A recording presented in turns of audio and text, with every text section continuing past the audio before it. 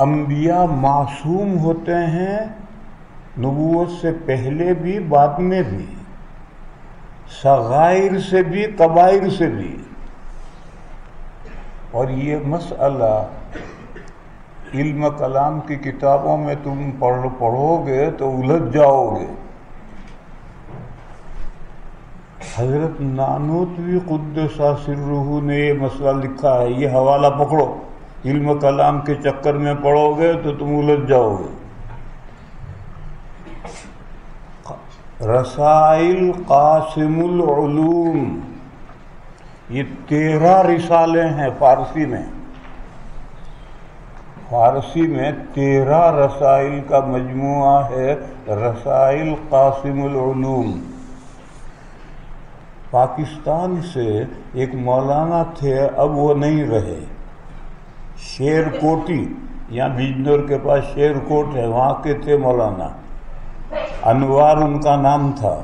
انہوں نے اس کا ترجمہ کیا ہے اور انوار النجوم نام رکھا ہے، اور وہ ترجمہ چھپا ہوا ہے، لیکن یہاں ملنا اس کا مشکل ہے. بہرحال یہ میں اس لیے کہہ رہا ہوں کہ تم کو فارسی، ہم فارسی نہیں جانتے، فارسی کا اردو ہو گیا ہے. انوار النجوم کے نام سے اردو ترجمہ چھپا ہوا ہے. ان 13 رسائل میں ایک رسالہ عصمت انبیاء پر ہے. اس رسالے کے بالکل شروع میں یہ مضمون ہے کہ انبیاء معصوم ہوتے ہیں، قبل نبوت بھی بعد نبوت بھی، صغائر سے بھی کبائر سے بھی. بلکہ میں ایک لفظ بڑھاؤں، ذنوب سے بھی. کوئی معصیت، اس کے نیچے سیئہ، اس کے نیچے خطیہ، اور بالکل نیچے ذنوب، یعنی کوتاہیوں سے بھی محفوظ ہوتے ہیں. یہ کوتاہی میں اس کو لے سکتے ہیں، وہاں کوئی نہیں ہے.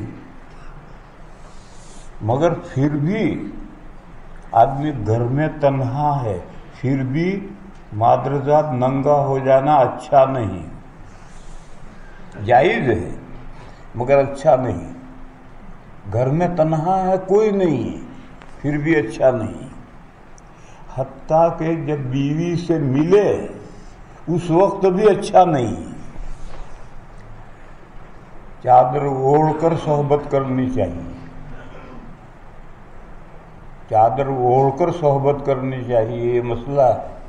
گویا اس حالت میں بھی بالکل ننگا ہو جانا ہے جانوروں کی طرح سے، یہ اچھا نہیں ہے. کمرے میں تنہا ہے تب بھی بالکل ننگا ہو جانا اچھا نہیں ہے. جائز تو ہے مگر اچھا نہیں. تو یہ ذنبن کے درجے کا ہے. تو حضور پہاڑ میں جہاں ہیں، وہاں اکیلے ہیں، وہاں لنگی کھول لیں گے تو اس کو کہیں گے اچھا نہیں.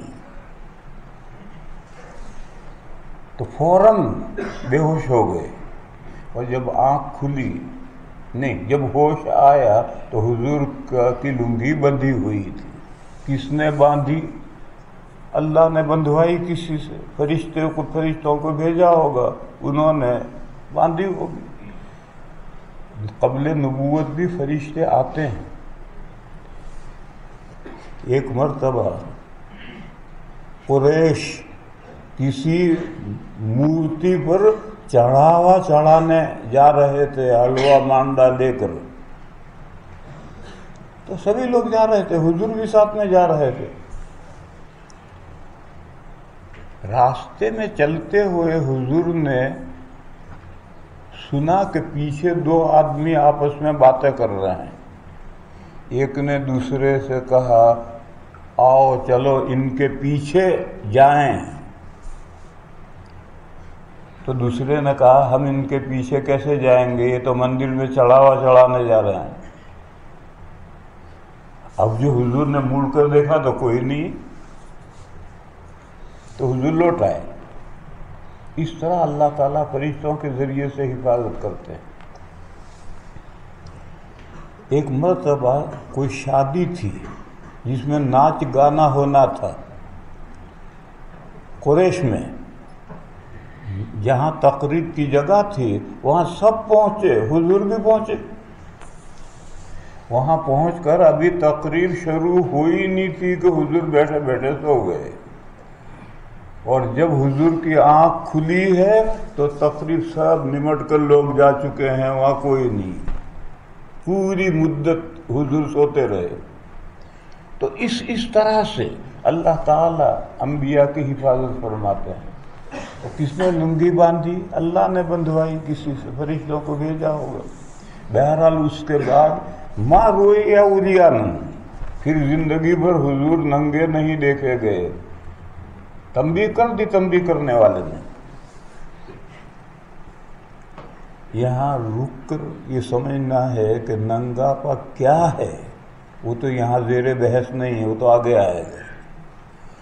لیکن اتنی بات یاد رکھو کہ عربوں میں لنگی کے نیچے جانگیا پہننے کا رواج تھا۔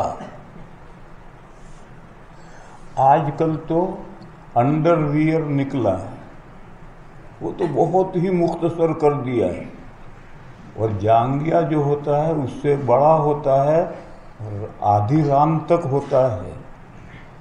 تو جانگیا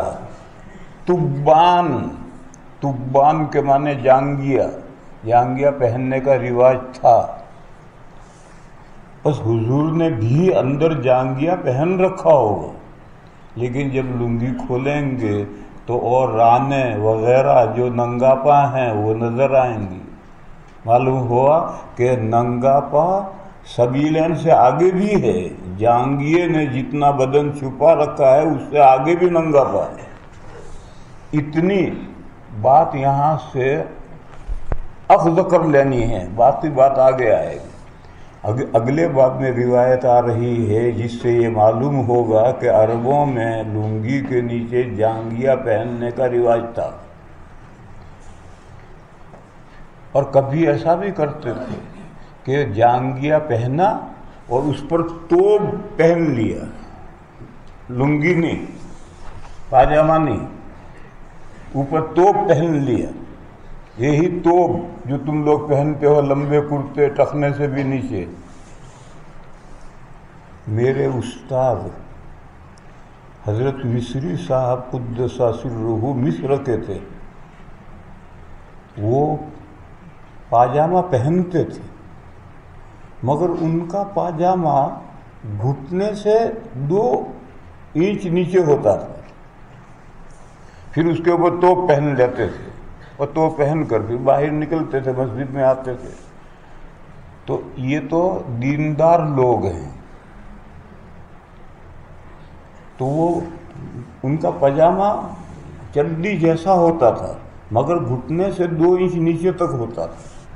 لیکن جو لوگ دیندار نہیں ہیں وہ تو آدھی رام تک چڈی پہنیں گے، پھر اس کے اوپر توپ پہن لیں گے۔ یہ اب عربوں میں آج بھی رواج ہے۔ حضرت استاد کو تو میں نے، کیونکہ میں خادم تھا تو میں نے حضرت کو ہر حال میں دیکھا ہے، خادم مخدوم کو ہر حال میں دیکھتا، تو میں نے ان کو ہر حال میں دیکھا ہے۔ ان کا پاجامہ گھٹنے سے 2-3 انچ نیچے ہوتا تھا بس۔ اور عربوں کو بھی میں نے دیکھا ہے کہ وہ آدھی ران تک چڈی پہنتے ہیں، پھر اس پر توپ پہن لیتے ہیں۔